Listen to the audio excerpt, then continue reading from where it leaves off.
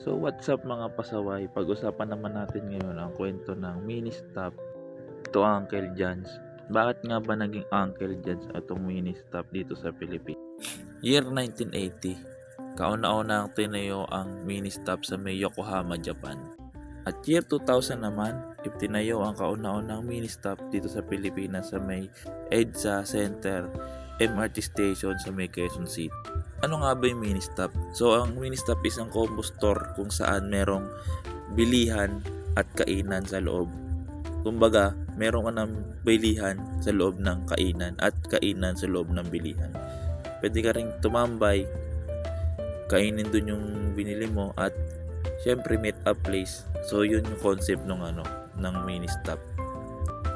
At year 2002, binili na ng Robinson Retail Incorporation ang buong pangalan ng mini-stop. So kanila na yung 100% na kinikita nun.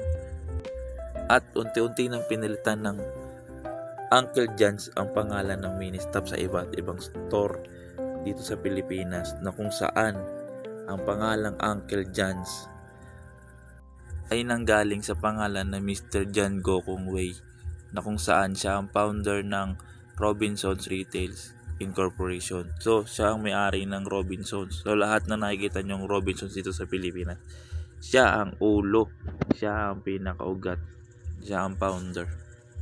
So, bakit Uncle John's ang pinangalan sa lahat ng mini-stop dito sa Pilipinas? Uncle John's ang ipinalit sa mga mini-stop na pangalan dito sa Pilipinas dahil isa yon sa mga commemorative o alaala ni Mr. John Gokong Wei, na kung saan pinapakita ang kanyang legasiya na siya ay nagtagumpay sa kanyang mga business dito sa Pilipinas.